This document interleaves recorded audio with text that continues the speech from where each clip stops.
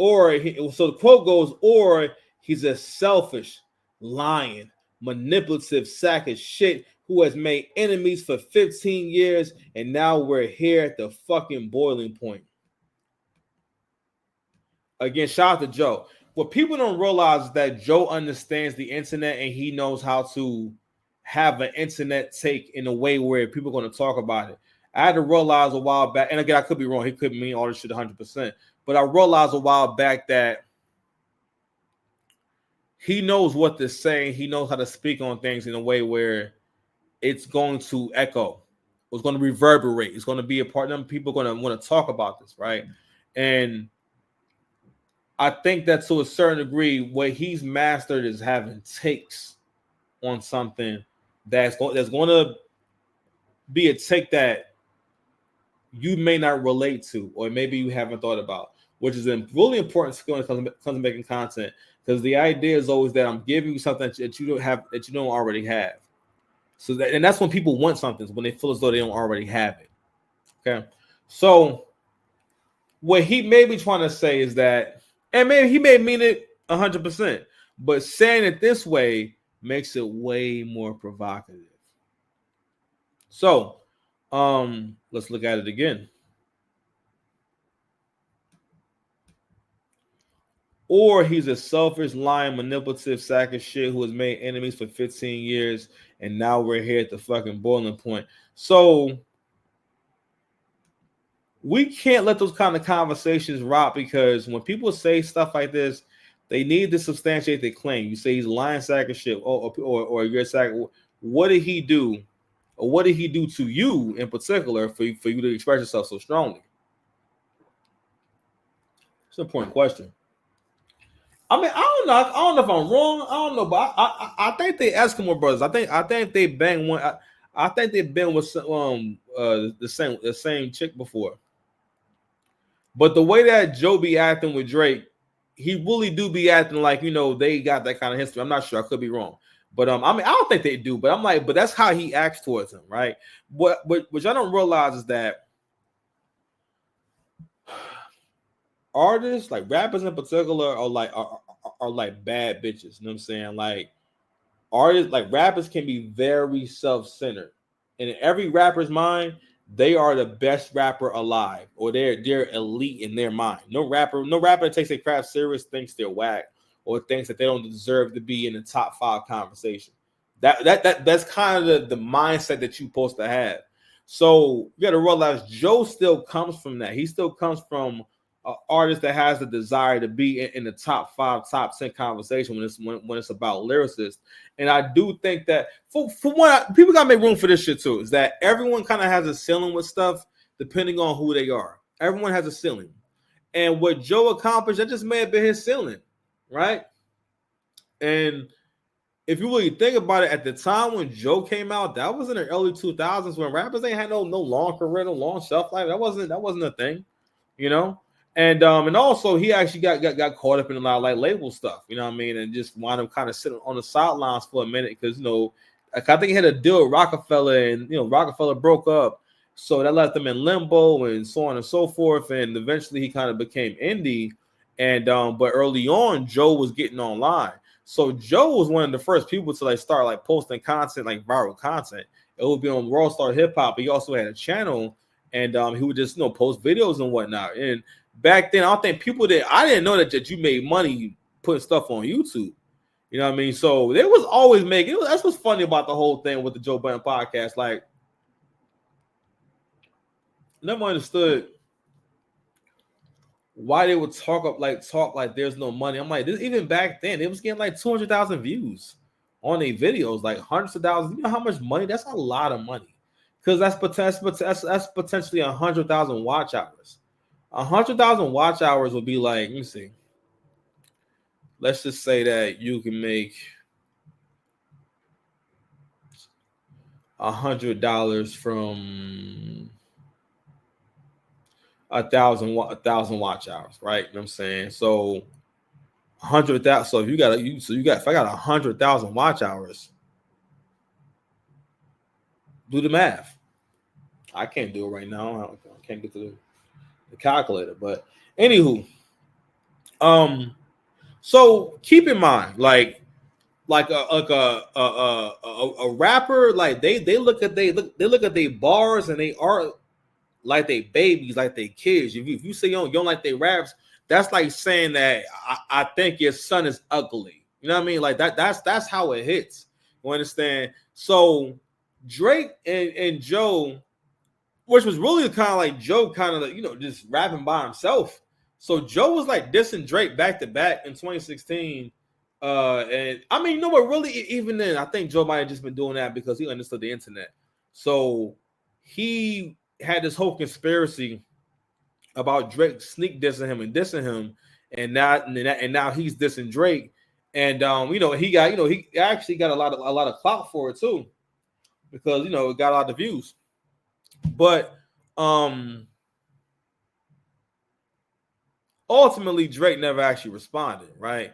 So to a certain degree, you got to realize that from Joe's perspective, Drake ranks so much higher when it comes to like star power and impact on the game and whatnot. You feel me? And you got to realize that, like, yo, Joe wasn't rapping just to be rapping. When someone doesn't get as far as they feel as though they should have got, you want to have some feelings about that. You know what I mean?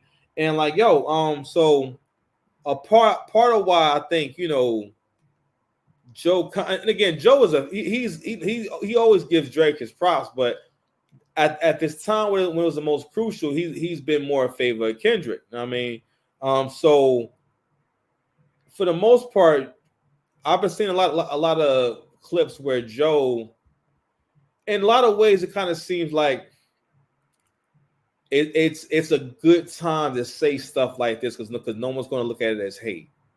Because right now it's the popular thing to kind of hate on Drake. So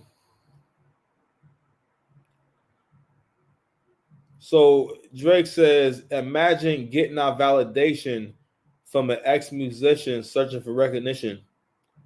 Drake on stories about my brother. I guess this was a comment. It says at Joe Budden. It's from Drake last year.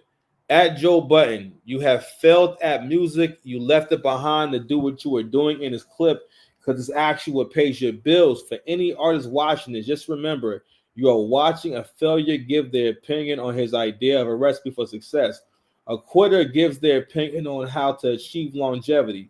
You switch careers because the things that pop into your brain had you broke, living check to check. And the raps you write have 450 men showing up to your shows in dusty and Nietzsche jeans and scrub their faces to music 29 and pretend that you are the GOAT. Please, to any artist that's doing what they feel is right, don't let these opinions affect your mindset after the fact. This guy is the poster child of frustration and surrendering. You retired and we never hung up your jersey because we don't remember your number. We know you for doing this. You withdrew from rap not because you accomplished everything you needed to. It's because you wasn't working for you. I'm sorry, it wasn't working for you. I never want anybody in the generations to think that the whole everybody's entitled to opinion is a real thing. This is a man projecting his own self-hate and the fact that I did it, continue to do everything he wanted to do for himself. If you needed to put in simpler terms, I own a 767. He owns a modest house in the 973 and flies first class on special occasions.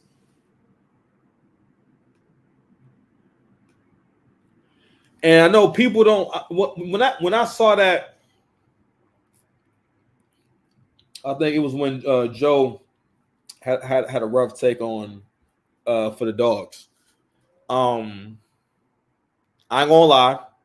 At that point, I was draked out. I've been draked out for a while now. I actually enjoyed. It was a timely album, but I enjoyed the 21 Savage album he did with him. You know what I mean? I like at this point, I like hearing Drake on like collab albums. I want him in future to be cool again, so that they can make an album again. You know what I mean? Or maybe we can still get that Wayne and Drake album. I mean, or the Drake and Kanye joint. I think that'd be a good time for that right now. Someone to help Kanye make sense. But when I first read that last year, to a certain degree, I felt like Drake was kind of out of pocket. And after I've lived a little more life, This is what I'm talking about with the whole expectation of you eating shit. People feel like if you're a black man, no matter what you accomplish, you need to take abuse like a thing that's not really alive, a thing that has no thoughts of its own, no will, no ambitions, no dreams, no desires of their own. When you don't acknowledge someone, you're not in that way, you're ignoring their humanity. The moment you ignore their humanity, you're going to try to kill them. Because you're not going to think this is a person. This is a person. I can't say that, or I can't do that. It's going to hurt them. When you're not able to do that, you're not thinking about that. You understand? Right? So he made another important point about this whole everyone's entitled to their opinion is not a real thing. And and he's right and wrong about that. Everyone is entitled to having an opinion. But we have to also realize when that's an opinion and when you could be wrong about that opinion. At the end of the day, and this is why certain things you just can't acknowledge, because the moment you acknowledge it, you now become vulnerable to that person's response. You know what I'm saying? Because especially if the person don't agree with you, what do? It's like people who fight with me in the comment sections. I don't really think the Kendrick album is whack. I just wasn't. For one, I'm gonna listen to it differently now because y'all telling me that he's perfect. So now I'm gonna have him under more scrutiny. And I mean, also I'm an artist too. Like, yo, like I'm nice, bro. It's, you know what I'm saying? Like, it take a lot to impress me. I just wasn't. And again, maybe it got to grow on me and whatnot, but I'm gonna try to listen to it again and whatnot. But I'm like, I'm hearing he dropping another album, so we'll see how that one goes. You feel me? But anyway, people be in my comments and whatnot. I also make these videos because I know it's going to get views, and also it's going to get engagement. So when people come to the comment section and they're engaging and whatnot, like, yo, you're insulting me because you don't like how I think. But if I don't care, nothing happens. Like I said, there's a lot of power in not giving a fuck. You will pay for it every time. But there is power of throwing caution to the wind.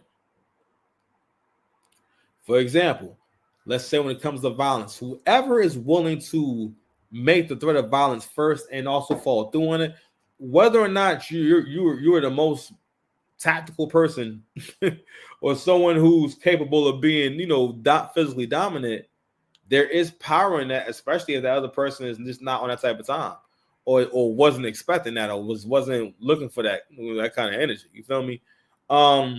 But anyway, going back to the whole thing with them being competitive, like I do think that it's a factor. And I think a lot of people really kind of just felt like, yo, because you got to think about how it feels to be Drake's peer. You know what I mean? And like understand, like everyone, even Cole got help from Drake too. Them records helped him, bro. Like, can I hit it in the morning? Like that shit helped. That helped. Go to see freestyle, all that shit helped, man. So, basically, the reason why I said that we'll never see generational wealth if you can't understand what's going on with Drake and Kendrick is because, again, like, we have to realize when something is bad for you.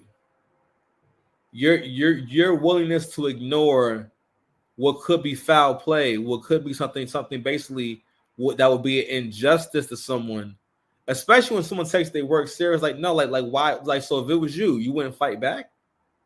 How do you tell someone else not to fight back?